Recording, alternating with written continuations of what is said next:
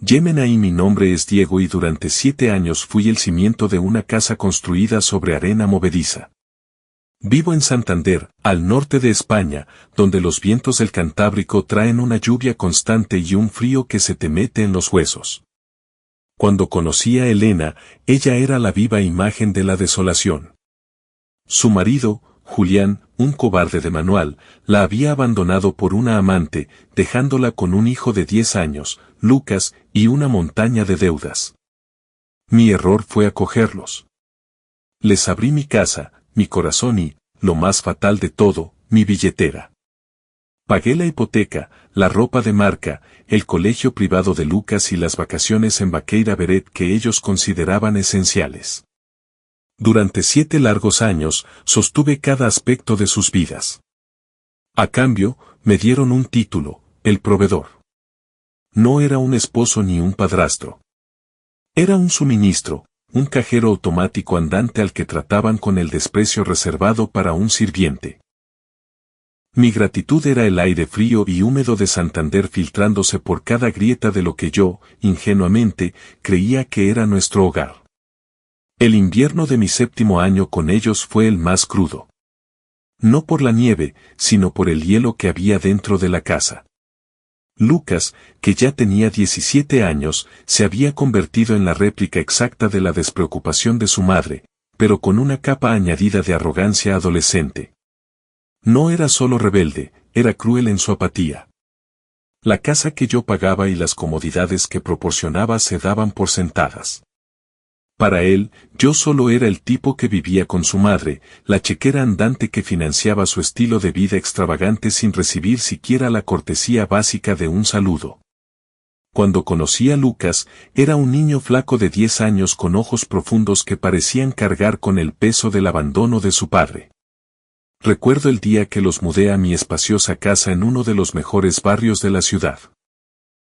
Lucas se detuvo en el umbral de lo que sería su habitación, abrazando una mochila gastada con sus pocas pertenencias. Su rostro era una mezcla de sospecha y esperanza que me rompió el corazón.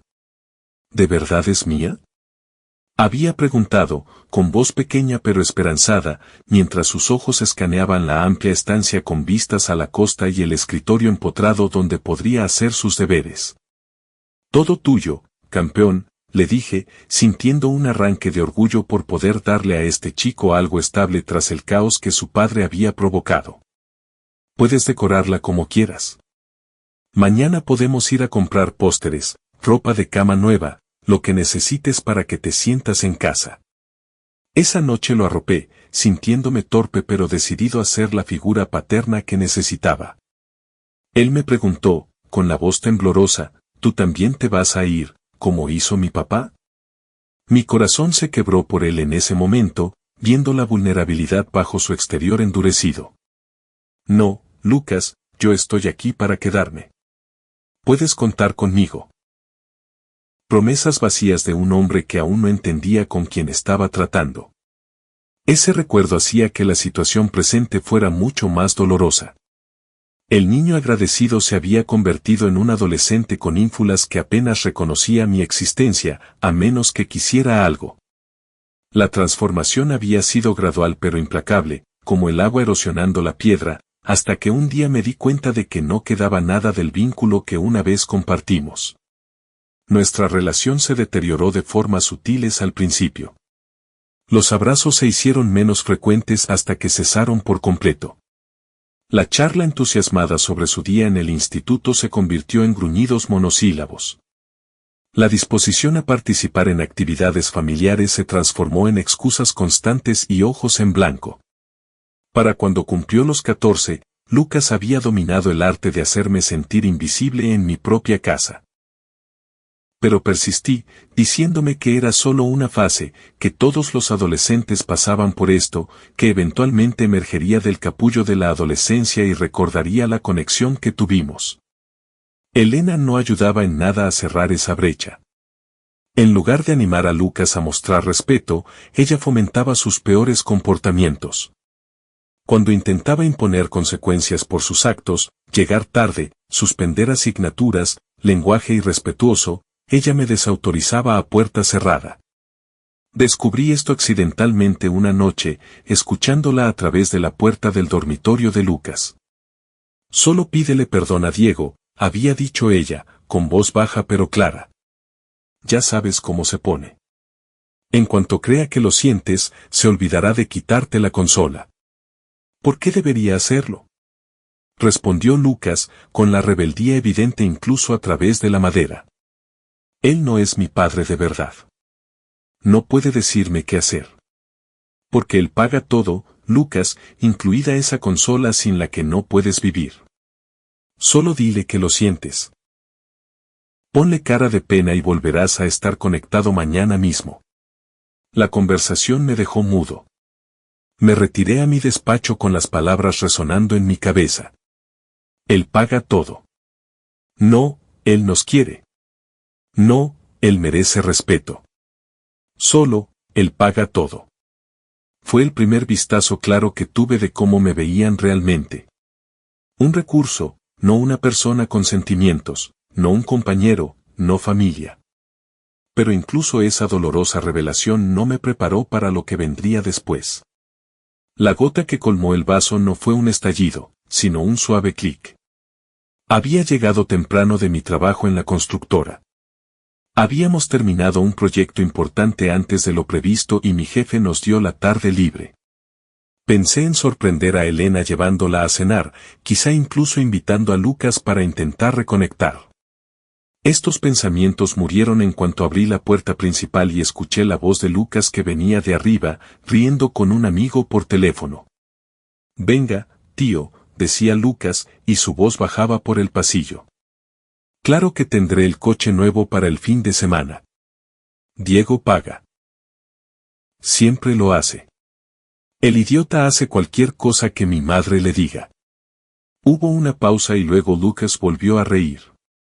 Es un pringado. Esa palabra resonó en el pasillo silencioso. 7 años de cenas tragadas en silencio. De fines de semana viendo cómo jugaba a videojuegos que yo compré. De reuniones con tutores donde yo era el único progenitor presente, todo cristalizó en un único punto de rabia fría. El tipo de rabia que no explota hacia afuera, sino que congela todo a su paso. Me quedé inmóvil, con el maletín aún en la mano, mientras los recuerdos desfilaban por mi mente.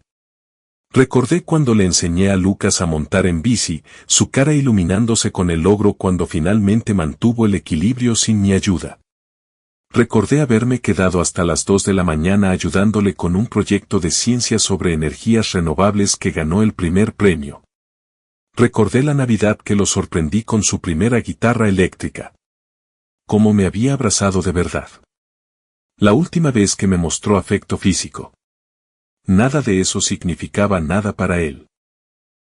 Yo solo era la billetera, el pringado, el idiota que cayó en la manipulación de su madre. La comprensión fue como un golpe físico que me dejó sin aliento. ¿Cómo había estado tan ciego? Las señales habían estado allí todo el tiempo, pero elegí ignorarlas, inventando excusas para su comportamiento, diciéndome que solo necesitaban tiempo, que habían pasado por un trauma, que las cosas mejorarían. Esa noche, durante la cena que cociné como de costumbre, la tensión era palpable. Yo estaba callado, cortando mecánicamente mi filete, cada corte era preciso y controlado, muy parecido a como había controlado mis emociones durante años. Elena, como siempre, intentaba llenar el silencio con trivialidades sobre el tiempo y cotilleos del barrio, mientras Lucas apenas levantaba la vista de su móvil, con los pulgares golpeando alguna aplicación que yo, sin duda, estaba financiando. Lucas, comencé, con la voz más baja de lo habitual, una tormenta gestándose bajo la superficie calmada. Él gruñó a modo de reconocimiento, sin que su pulgar pausara su rápido deslizamiento por la pantalla. Te escuché por teléfono hoy. Él levantó la vista brevemente, con el aburrimiento grabado en su rostro. ¿Y qué? ¿Me llamaste pringado? Elena se puso inmediatamente a la defensiva, dejando su tenedor con una suavidad deliberada que contrastaba con la agudeza de su mirada. Diego, solo es un adolescente. Ya sabes cómo hablan con sus amigos. No significa nada. No deberías tomártelo como algo personal. Cállate, Elena, dije, y las palabras salieron con una calma que me sorprendió incluso a mí. El impacto en su rostro fue inmediato y satisfactorio. Nunca le había alzado la voz, nunca le había mostrado nada más que paciencia y comprensión. No estoy hablando contigo. Estoy hablando con él. Me giré hacia Lucas, que ahora me observaba con interés, quizás intuyendo que algo había cambiado fundamentalmente. ¿Soy un pringado, Lucas? ¿Es eso lo que soy para ti? El hombre que paga tus facturas, que pone comida en tu boca, que te da un techo sobre la cabeza que tu padre biológico no quiso darte. Oye, no hables de mi padre, gruñó, finalmente involucrado en la conversación, dejando el móvil olvidado sobre la mesa. Diré lo que me dé la gana. Mi voz era un trueno ahora, 7 años de frustración contenida explotando en el comedor. ¿Crees que ese móvil que tienes cayó del cielo? ¿El internet que usas? ¿La luz que ilumina esta habitación? Yo lo pago. Lo pago todo. Estás exagerando, Iago. Elena intentó intervenir, con el rostro pálido, extendiendo su mano hacia la mía sobre la mesa. Me aparté antes de que pudiera tocarme. La idea de su caricia manipuladora me resultó repentinamente repulsiva. No hay necesidad de humillarlo. Solo es un niño. ¿Humillarlo? Solté una carcajada, un sonido seco y amargo que parecía venir de otra persona. Humillación es lo que siento cada día en esta casa. Humillación es trabajar 50 horas a la semana para mantener a 2 ingratos que ni siquiera me miran a los ojos. Tú, señalé a Elena, viéndola estremecerse ante la acusación en mi mirada, nunca me dejaste corregir a este chico. Nunca me dejaste poner un solo límite. Lo criaste para ser un parásito consentido, por miedo a que te quisiera menos y actuabas como una madre. Los ojos de Elena se agrandaron, las lágrimas asomando en las comisuras. Pero no eran lágrimas de remordimiento o reconocimiento. Eran lágrimas de autocompasión, de alguien que ha sido atrapado y trata de salvar la situación. ¿Cómo puedes decir eso después de todo lo que hemos pasado juntos? Pensé que nos querías. ¿Querer? La palabra supo a ceniza en mi boca. ¿Qué hay de tu cariño, Elena? ¿Qué hay de tu gratitud? Durante 7 años te lo he dado todo. Te rescaté de la ruina financiera. Os acogí a ti y a tu hijo cuando no teníais a dónde ir. Pagué tus deudas, te di una vida con la que la mayoría solo sueña, ¿y qué recibo a cambio? Desprecio, falta de respeto y que me llamen pringado por la espalda. Me volví hacia Lucas, que intentaba mantener una expresión desafiante, aunque pude ver la incertidumbre asomando. ¿Y tú, te atreves a defender a tu cobarde progenitor? Julián, el hombre que os abandonó a ambos por la primera mujer que se le cruzó. Te dejó en la miseria, Lucas. Yo te acogí. Te di un hogar. Te di una familia cuando él te desechó. ¿Y cómo me lo pagas? Con desprecio, con ingratitud. Solo me ves como un proveedor. El silencio que siguió fue pesado, roto solo por mi respiración agitada. Tanto Elena como Lucas estaban mudos por el impacto. No había defensa. No había argumento. Por primera vez, se vieron obligados a tragarse la amarga verdad que les había arrojado a la cara. Podían odiarme por decirlo, pero no podían negar que era cierto. Esa noche, el simulacro de nuestra familia terminó. Lucas se apartó de la mesa, su silla raspando ruidosamente contra el suelo de madera. Lo que sea, murmuró, agarrando su móvil. Me voy a casa de Javi. No vas a ninguna parte, dije, con la voz firme de nuevo. Siéntate. No hemos terminado. Lucas miró a su madre, esperando que ella interviniera como siempre hacía. Pero Elena estaba petrificada, sus ojos moviéndose entre nosotros como un animal acorralado intentando calcular su ruta de escape. Siéntate, repetí. Y para mi sorpresa, Lucas obedeció, aunque la tensión de su mandíbula me decía que esta obediencia sería efímera. A partir de ahora, las cosas van a cambiar en esta casa, continué, dirigiéndome a ambos. Si queréis seguir viviendo aquí, usando mi internet, comiendo mi comida y durmiendo en las habitaciones que yo proporciono, entonces seguiréis mis reglas. No más estar fuera toda la noche, no más suspensos, no más faltas de respeto, no más tratarme como un cajero. El rostro de Lucas se encendió de ira, pero permaneció callado, con los ojos ardiendo de resentimiento. Casi podía oír los cálculos en su cabeza, sopesando los beneficios de cumplir frente a la pérdida de libertad. Y tú, me volví hacia Elena, que se enderezó en su silla, como una actriz preparándose para su siguiente escena, no más desautorizarme cuando intente educarlo. No más tratarme como un proveedor en lugar de un compañero. O estamos en esto juntos o no somos nada. Elena apretó los labios, pero asintió levemente. Por supuesto, Diego, tienes razón. Las cosas tienen que cambiar. Te hemos dado por sentado y eso se acaba ahora. Vamos a calmarnos todos y a hablar de esto racionalmente. Debería haber sabido entonces que su aceptación fue demasiado fácil, su acuerdo demasiado rápido. Elena nunca cedía sin luchar a menos que tuviera algo que ganar. Pero quise creer que mi arrebato finalmente había calado, que podíamos rescatar algo de las ruinas de nuestra relación. Quise creer que 7 años no habían sido completamente desperdiciados. Qué equivocado estaba. Las semanas siguientes fueron un purgatorio. La casa estaba en silencio, pero era un silencio cargado de resentimiento. Elena y Lucas me evitaban. Orbitaban a mi alrededor como si fuera una bomba a punto de estallar de nuevo. Se equivocaban. Yo no era una bomba. Era un volcán extinto, frío por fuera, pero con la lava de la decepción burbujeando todavía en mi interior. Lucas hacía el paripé de seguir mis reglas. Llegaba a casa antes del toque de queda, a regañadientes, me enseñaba sus notas mejoradas, incluso hacía las tareas que le asignaba sin quejarse. Pero no había calidez en su cumplimiento, solo cálculo. Estaba fingiendo, esperando algo. Sus ojos me seguían por la habitación, no con respeto o afecto, sino con evaluación, como un depredador que vigila a su presa buscando señales de debilidad. La tregua duró exactamente 3 semanas. 21 días de cortesía forzada, de comidas ingeridas en un silencio tenso, de, por favor, y, gracias, pronunciados con precisión robótica.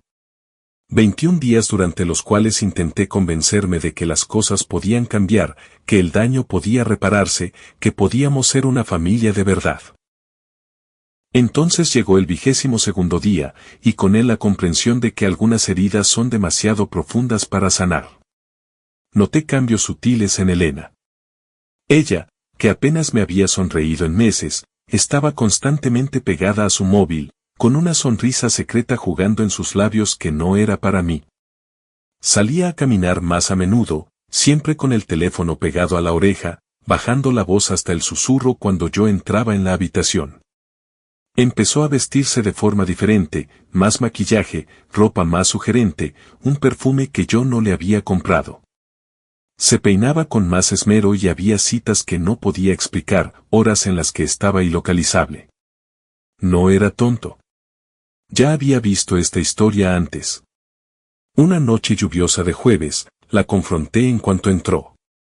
Estaba empapada pero con los ojos brillantes, con un rubor en las mejillas que no tenía nada que ver con el frío exterior. «Estás hablando con él, ¿verdad?», pregunté sin rodeos, de pie en el salón, observando cómo sacudía el agua de su paraguas. Se quedó paralizada, con las manos aún en el pomo de la puerta y el agua formando un charco alrededor de sus botas en el suelo de la entrada. «¿De qué estás hablando, Diego?» «De Julián. El cobarde. Estás hablando con él». La culpa en su rostro fue mi respuesta. Un destello de pánico rápidamente reemplazado por una inocencia ensayada. Intentó mentir, abriendo y cerrando la boca sin sonido, pero las palabras no salieron. Finalmente, se desplomó en el sofá, con el agua de lluvia goteando de su pelo sobre el cuero que yo había pagado. Se arrepiente, Diego, susurró, sin mirarme a los ojos. La otra mujer lo dejó. Él se dio cuenta de su error. Quiere recuperar a su familia. Sentí que el suelo desaparecía bajo mis pies. Esta vez no fue rabia. Fue un vacío frío, un hueco donde debería estar mi corazón. Un entumecimiento que se extendió desde mi pecho hasta las puntas de mis dedos. Quiere recuperar a su familia, repetí con voz hueca. ¿Y tú? ¿Lo estás considerando? Es el padre de Lucas, Diego. Él no ha sido el padre de Lucas durante 7 años. Yo lo he sido. Rugí, mi fachada de calma agrietándose como el hielo en primavera. Yo pagué todo. Yo he estado aquí. ¿Dónde estaba él cuando Lucas se rompió el brazo esquiando? ¿Dónde estaba en las graduaciones? ¿Dónde estaba cuando necesitabais comida en la mesa? ¿Dónde estaba para las pesadillas, los proyectos escolares, las citas médicas? Elena se encogió ante el volumen pero mantuvo su posición. Una nueva confianza en su postura me indicó que ya había tomado su decisión. Cometió un error, Diego.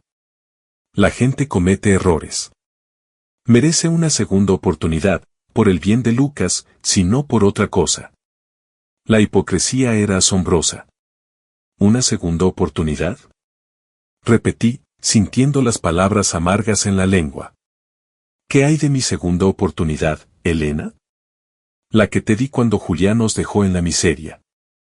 La que os he estado dando cada día durante 7 años mientras tú y Lucas me tratabais como a un sirviente en mi propia casa. Elena tuvo la decencia de parecer momentáneamente avergonzada, pero pasó rápido, reemplazado por la resolución férrea de alguien que ha encontrado una opción mejor. Eso fue diferente. Sabías en lo que te metías. Elegiste ayudarnos. Elegí ayudarte porque pensé que valías la pena. Pensé que eras capaz de gratitud, de lealtad, de decencia humana básica. Claramente, me equivoqué. Fue entonces cuando Lucas bajó las escaleras, ya vestido con una chaqueta y con la mochila al hombro. Su rostro no tenía nada de la petulancia adolescente a la que me había acostumbrado. En su lugar, había una determinación fría que lo hacía parecer repentinamente mayor, más parecido a su padre. Nos vamos, Diego, dijo simplemente, como si anunciara un viaje al supermercado. Vuelvo con mi padre. Dijo esto con un deje de triunfo. El pringado estaba siendo desechado, su utilidad había llegado a su fin. Yo era un capítulo que estaban listos para cerrar. Un peldaño que habían usado para cruzar el abismo entre el abandono y la reconciliación. Miré de uno al otro. La mujer que amé y el chico que intenté criar. La familia por la que lo sacrifiqué todo, parados frente a mí como extraños. Traidores, escupí la palabra. Sois unos ingratos. Os arrojé la verdad a la cara y, en lugar de cambiar, corréis de vuelta con el hombre que os abandonó. Sois increíbles. No puedes culparnos, dijo Elena, ganando confianza al ponerse junto a su hijo, un frente unido contra el forastero en el que de repente me había convertido. Es su padre. Es la sangre. ¿La sangre? Me mofé. La sangre que huyó. La sangre que os dejó desamparados. La sangre a la que no le importó si vivíais o moríais hasta que le convino volver. Pues bien, idos. Adelante. Pero esta casa, esta comodidad, se acabó. Quiero el divorcio. Coged vuestras cosas y marchaos. Volved con ese cobarde. Os merecéis el uno al otro. Los ojos de Lucas se entornaron. Un destello de incertidumbre cruzó su rostro por primera vez. Quizás no esperaba que los dejara ir tan fácilmente. Había anticipado una pelea, una desesperación por retenerlos que les daría ventaja. Esta también es nuestra casa.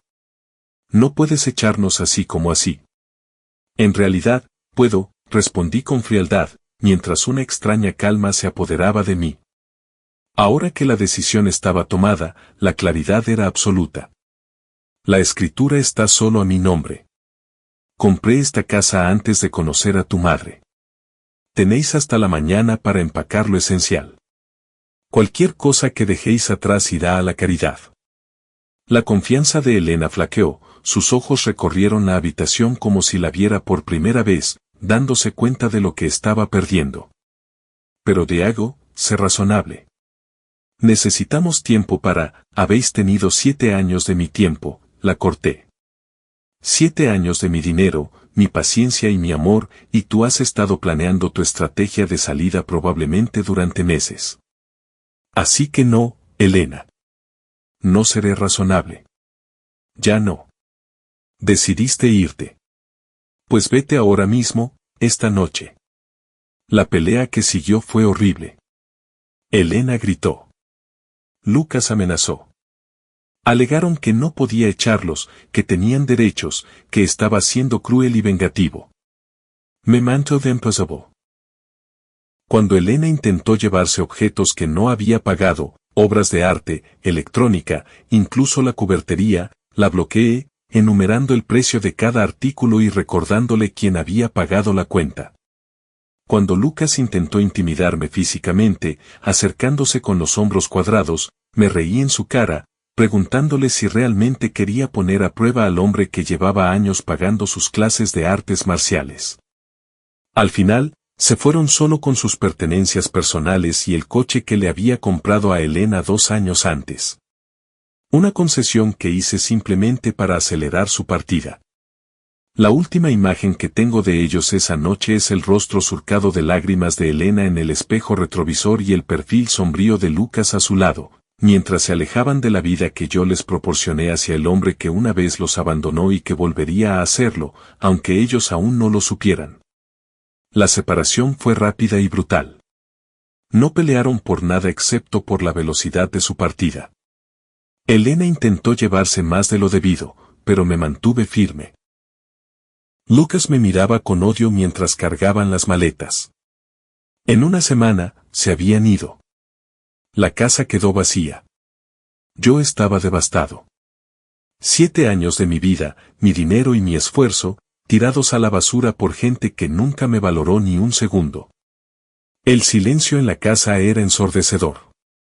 Estaba roto, hecho una piltrafa, deambulando de habitación en habitación como un fantasma, rodeado de recuerdos que ahora se sentían contaminados. El proceso de divorcio fue feo. Elena afirmó que yo era controlador, que la había aislado y que usaba mi apoyo financiero como un arma, pero yo tenía pruebas.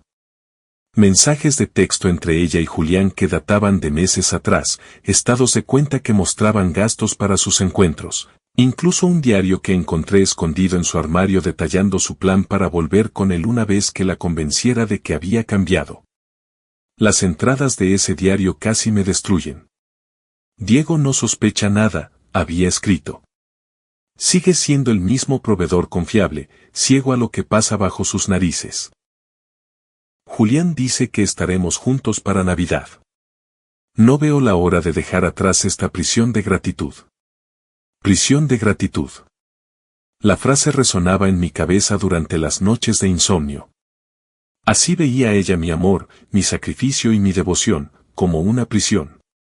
Los regalos que di libremente, sin esperar nada a cambio excepto respeto y afecto básicos, eran cadenas para ella. Era una diferencia fundamental en cómo veíamos el mundo, un abismo demasiado ancho para ser cruzado. Al final, el juez vio sus mentiras. El divorcio se concedió, ella no obtuvo nada más que sus objetos personales y el coche.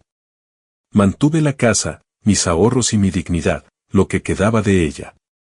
Los primeros meses fueron los peores. Vendí la casa de Santander. Había demasiados fantasmas en cada habitación, demasiados momentos de felicidad manufacturada que ahora se sentían como actuaciones elaboradas para mi beneficio.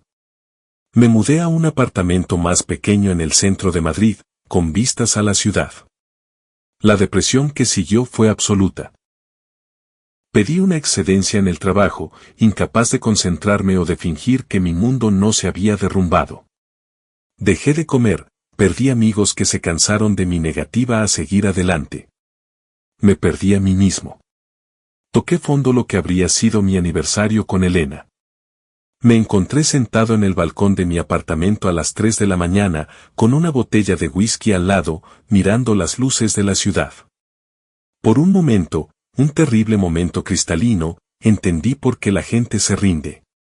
La paz que traería, el fin al dolor constante y a la repetición de las humillaciones.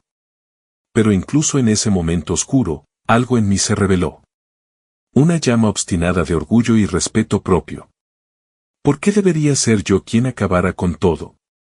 ¿Por qué debería sufrir yo la consecuencia final por su traición? ¿Por qué deberían ganar ellos? Fue entonces cuando decidí que no sería una víctima. Me negué a dejar que Elena y Lucas definieran el resto de mi vida. Empecé terapia. Fue duro.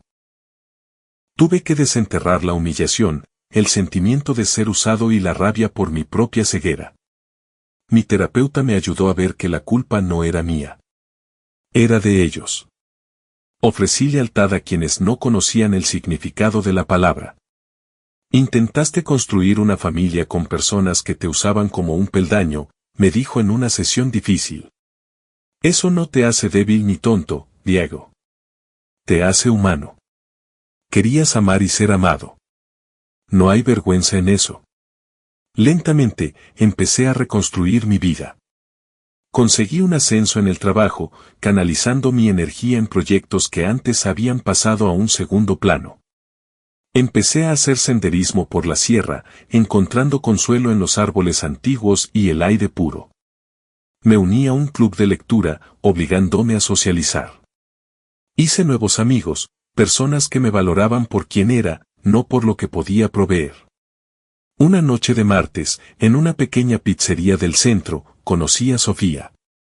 Ella no se parecía en nada a Elena. Mientras que Elena era todo ángulos afilados y cálculo, Sofía era calidez y autenticidad. Era enfermera pediátrica, divorciada también, sin hijos pero con un profundo amor por ellos. Nuestra conexión fue inmediata. Fui cauteloso al principio, pero Sofía fue paciente. Entendía mis cicatrices porque tenía las suyas. Su exmarido la había dejado por otra mujer justo cuando a Sofía le diagnosticaron una condición médica que requería cirugía. Ella sabía lo que significaba ser abandonada en tu punto más bajo. Ambos estamos un poco rotos, me dijo una noche mientras caminábamos. Pero tal vez nuestras piezas encajen. Tenía razón. Con Sofía, no me sentía como un proveedor o un cuidador. Me sentía como un compañero, un igual. Compartíamos gastos, tomábamos decisiones juntos, respetábamos la independencia del otro. No había manipulación, solo dos adultos construyendo algo real. Nos mudamos juntos tras un año de noviazgo y nos casamos en una ceremonia sencilla rodeados de amigos. Y entonces llegó Mateo, nuestro bebé milagro. A Sofía le habían dicho que quizás nunca concebiría por las complicaciones de su cirugía, pero la vida tenía otros planes. Cuando Mateo nació, sentí un amor que nunca había experimentado. Feroz, protector, absoluto. Este era mi hijo, mi sangre. Esta era la familia que siempre quise. Rara vez pensaba ya en Elena y Lucas. Eran fantasmas de una vida pasada. Supe por amigos comunes que las cosas no funcionaron con Julián. Él los había dejado por segunda vez por otra mujer. Elena estaba pasando apuros económicos, trabajando en 2 empleos para mantenerse ella y Lucas, que había dejado los estudios. No sentí satisfacción por su desgracia, pero tampoco lástima. Habían tomado sus decisiones. Hasta que un día volvieron a mi vida. Era una tarde fría de octubre, 5 años después del divorcio. Mateo tenía 3 años. Sofía y yo estábamos construyendo un fuerte con cojines y mantas en el salón. El timbre sonó. Fui a la puerta, un poco irritado por la interrupción. La abrí y el pasado me golpeó como un puñetazo en el estómago. Era Lucas. Pero no el adolescente arrogante que recordaba. Era un hombre de unos 22 años, pero parecía tener 40. Estaba delgado, casi demacrado, con ropa sucia y rota. Sus ojos estaban hundidos y desesperados. Mi primer instinto fue de pura repulsión. Fuera de mi propiedad, dije, e intenté cerrar la puerta. No, por favor. Metió su mano huesuda entre la puerta y el marco, haciendo una mueca de dolor cuando la madera presionó sus dedos. No se retiró. Diego, por favor, necesito hablar contigo. Diego, cariño, ¿quién es? La voz de Sofía vino del pasillo. Vuelve adentro, Sofía. Lleva a Mateo a su habitación. Es el pasado. Mi voz era dura. Ella entendió y se retiró. Miré a Lucas. ¿Qué quieres?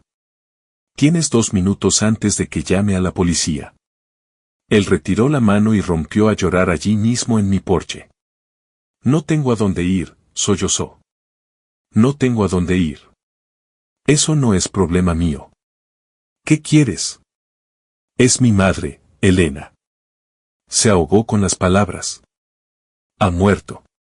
Mi corazón dio un vuelco incómodo, una pizca de tristeza por la mujer que una vez amé. Pero fue rápidamente ahogada por la frialdad que me había protegido durante años. ¿Cuándo? Hace 3 meses. Cáncer de páncreas. Fue rápido. Fue horrible. Parecía esperar que lo consolara, que lo abrazara. No me moví. Mi rostro permaneció impasible. ¿Y tu padre? Pregunté con frialdad. El cobarde por el que me cambiasteis. ¿Qué tiene que decir Julián sobre tu situación? Él conoció a otra mujer incluso antes de que mamá muriera. En cuanto la diagnosticaron, empezó a distanciarse. Después del funeral, esa mujer se mudó con él.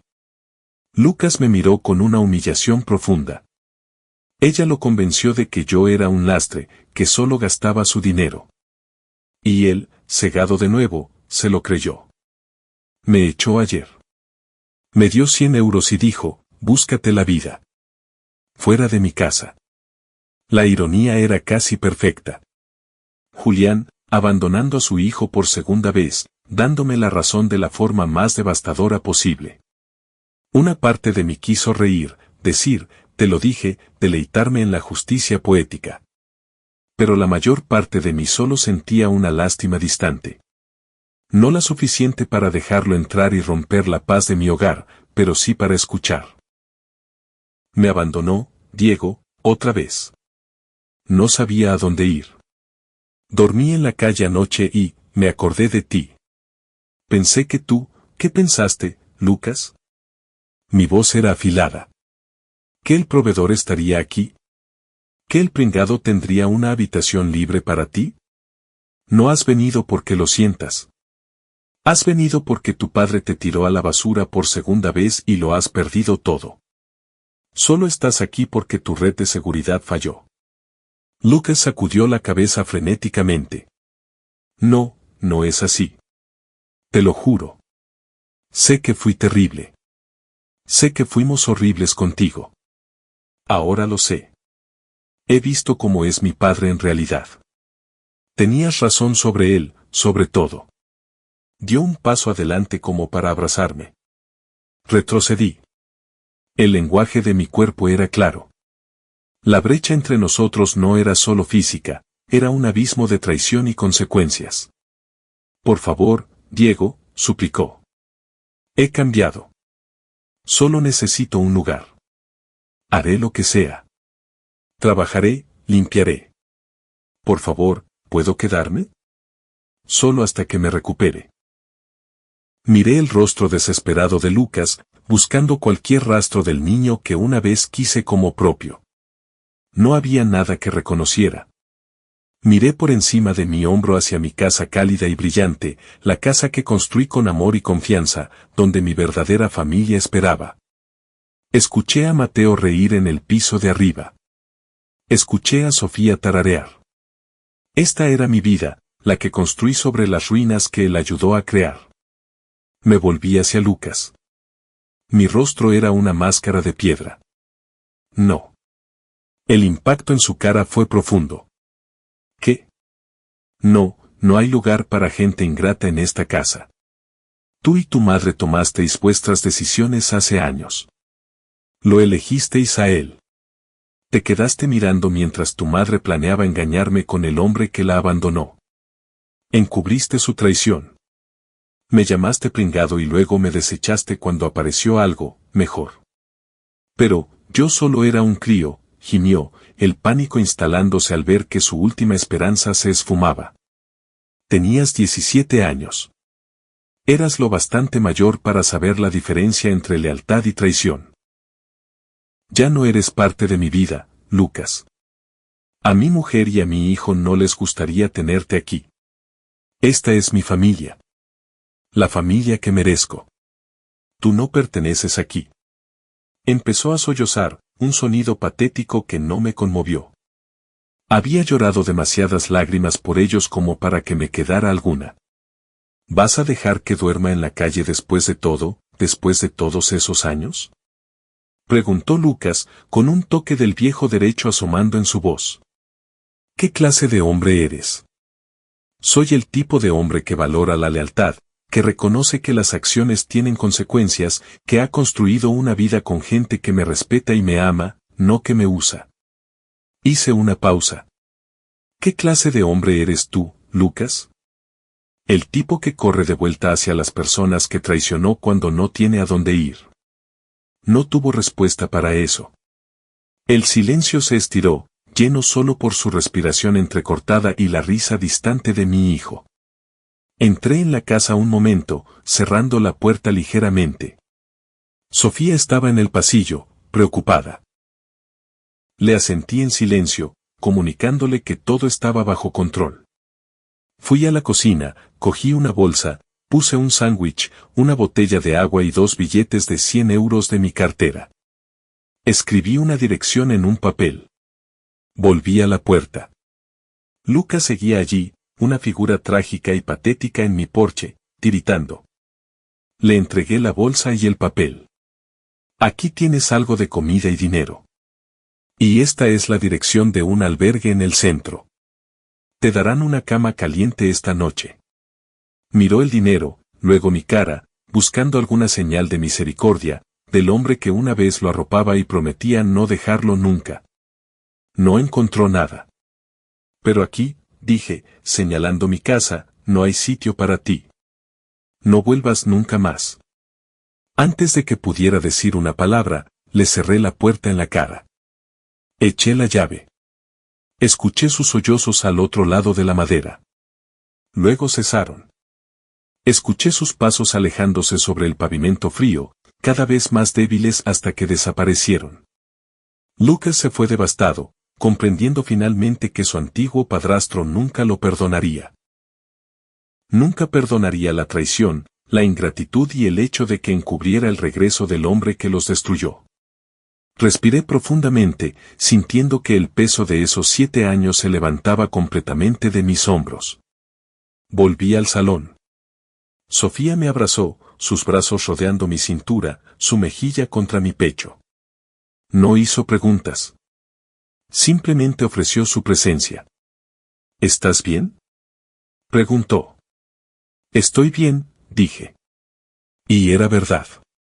Por primera vez en años, me sentía enteramente libre del pasado. La última cadena rota, el último fantasma exorcizado. ¿Quién era?, preguntó con voz suave. Alguien que necesitaba ayuda, respondí, sin mentir pero sin cargarla con los detalles. Le di lo que pude, pero hay deudas que nunca se pueden pagar. Sofía asintió, comprendiendo sin necesidad de saber más. Era una de las cosas que más amaba de ella, su capacidad para respetar mis límites y confiar en mí. Mateo quiere que termines el fuerte, dijo ella, cambiando de tema con una intuición perfecta. Dice que le falta una torre de vigilancia. Sonreí. El encuentro con Lucas ya se estaba desvaneciendo como una mala pesadilla. Bueno, no podemos tener un fuerte sin torre de vigilancia, ¿verdad? Fui a buscar a Mateo, besé a mi esposa y volví a construir nuestro refugio de bloques. Seguí adelante con mi nueva vida, la vida que merecía. Mientras tanto, afuera, en la fría noche, Lucas estaba empezando a cosechar los frutos amargos de la siembra que él y su madre habían hecho. No puedes escupir en el pozo que sacia tu sed y esperar encontrar agua fresca cuando regreses. La lealtad es una calle de doble sentido y la gratitud es el cimiento de cualquier relación. Cuando tratas a quienes te apoyan como algo desechable, no te sorprendas de encontrarte solo cuando el mundo se derrumbe. Algunos puentes, una vez quemados por la traición, no se pueden reconstruir jamás. Algunas lecciones deben aprenderse por el camino difícil. Y algunas personas, por mucho que las hayas amado, pertenecen solo a tu pasado, nunca a tu futuro.